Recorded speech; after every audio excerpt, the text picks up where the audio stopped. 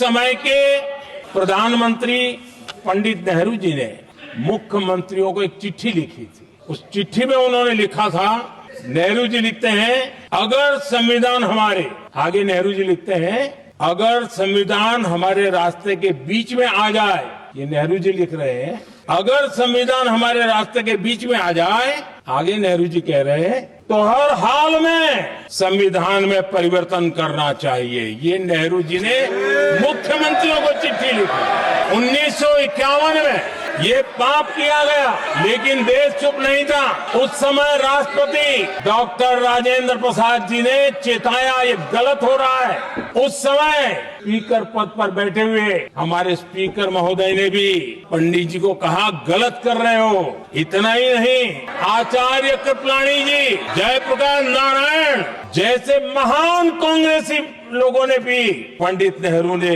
कहा कि ये रोको, लेकिन पंडित जी का अपना संविधान चलता था और इसलिए उन्होंने इतने वरिष्ठ महानुभावों की सलाह मानी नहीं और उसे भी उन्होंने दरकिनार कर दिया। आदरणीय सभापति जी, जो बीज देश के पहले प्रधानमंत्री जी ने बोया था, उस बीज को खाद पानी देने का काम एक और प्रधानमंत्री ने किया।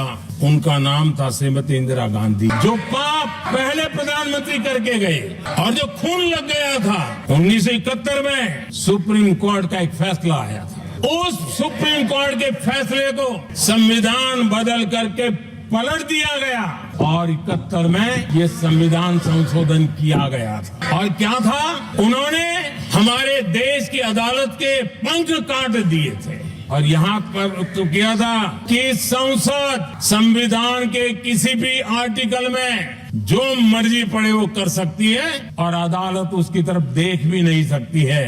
अदालत के सारे अधिकारों को छीन लिया गया था। ये पाप 1971 में उस समय की प्रधानमंत्री श्रीमती इंदिरा गांधी ने किया था। इतना ही नहीं, और एक पीढ़ी आगे चले और उस पीढ़ी ने क्या किया, भारत के संविधान के तहत देश की जनता जनार्दन सरकार चुनती है और वो सरकार का मुखिया कैबिनेट बनाता है। ये संविधान के तहत है। इस कैबिनेट ने जो निर्णय किया, संविधान का अपमान करने वाले अहंकार से भरे लोगों ने पत्रकारों के सामने कैबिनेट के निर्णय को फाड़ दिया।